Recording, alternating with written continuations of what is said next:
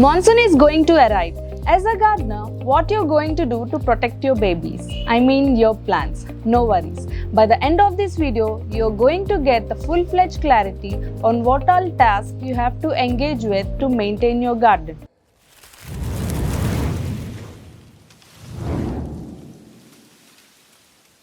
Hello everyone, welcome to our TrustBasket gardening channel. This is Kavya, horticulturist, came up with another interesting topic. For sure, you're going to love today's video. So yeah, let's get into it. This is the most suitable season for planting and adjusting the existing plants for taking in the full pleasure of nutrients. As the hot sunny days are going to complete, we can sow the vegetable seeds like tomato, brinjal, okra, beans. And you can also grow the creepers like bitter gourd, ridge gourd, sponge gourd, etc. And coming to the flowers, you can sow the seeds like crossandra, hibiscus, coxcomb, rain lily, etc. This was the sowing part. Then what about the plants that you already have in your garden? Give a nice glance to your garden. If you find any dried leaves or branches in your creepers and other plants, then give it a nice pruning. Because in the atmosphere, the moisture which is present have an invisible nutrients which helps your plants to lush and bloom like anything. And another important thing I want to share about is old potting soil. If in your garden you are having the old potting soil, then go for revitalizing it. I mean reusing it. If you are a bit confused how to reuse your old potting soil, you can go through my upcoming video where I'll be explaining how to reuse your old potting soil. Then what about the soil that you have been already using in your garden? I'll tell you what to do. Prevent your plant from these heavy rains by digging the existing holes with the help of any tools like a screwdriver. This not only helps your roots to breathe, but it also prevents from root rotting. Do you know it also helps your friends from escaping from your garden? Friends, garden, are you a bit confused, right? Here the friends are nothing but the earthworms. I'll explain you briefly. Have you ever seen the earthworms coming from the pots and wandering in your garden? This is because the water which stands on the pot makes the oxygen levels decrease. So the earthworm feels suffocated and come out from the pot to take the oxygen. As you can see, I have used the stand to these pots. This is because to give a lift. Because whenever we water the plants or the rain occurs, the water will flow from the drainage hole. Thus, the water will not stagnate on the terrace. You can also use this stand in the balcony garden as well. And I also advise you to not use the trays under the pot in the monsoon season.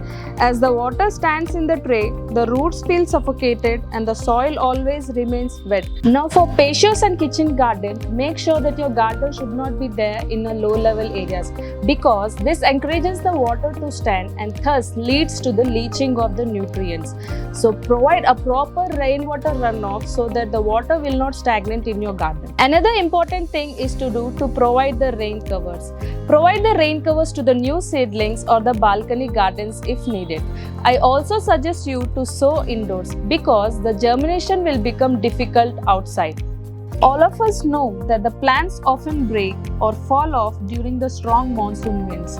So to thrive from this, provide a good support to your plants to withstand the monsoon winds, especially creepers. Before monsoon start, stake the creepers and provide them the support. Are you thinking to propagate the flowering plants or any other plants through cuttings? So this is the best season, so go for it. If you want to know how to propagate the plants, the link is given in the description below, so you can go and check it. Next is spraying pesticide. Spraying pesticide should be done immediately after the shoots start appearing after pruning process because most of the insects and the pests prefer to suck on the fresh young leaves, so this significantly leads to the damage to your garden. As I said earlier, the moisture present in the atmosphere helps in blooming, so it also induces the development of fungus. The most common fungal infections that we are going to see in this monsoon is downy mildew, powdery mildew, rust. To cope from this problem, we can use the natural fungicides like neem oil. What we are left with? Yeah, make note of it that if you have mulched any pots, please remove those mulches or discard them or dispose them in your homemade compost, because as you know that these mulches retain the moisture in the soil, right? So that it doesn't make any sense in this monsoon that if you keep the mulch in the pots, it will become more hectic to your plants, that it leads to the more fungal diseases. Finally, we are left with timely weeding. Just like your veggies and other flower plants, weeds also thrive in this monsoon. So weeding before monsoon arrives is most preferable because it prevents the weeds from absorbing the vital nutrients from the soil. However, timely weeding in the monsoon is most preferable to maintain your garden. So ending up today's video, I would like to say before monsoon we have to do ample of work to maintain our garden. It's fine because as these babies are helping us in many ways, it's our responsibility to help them too. So ending up today's topic, if you find this video informative, please give it a like button and please subscribe our TrustBasket gardening channel. Thank you. Bye bye.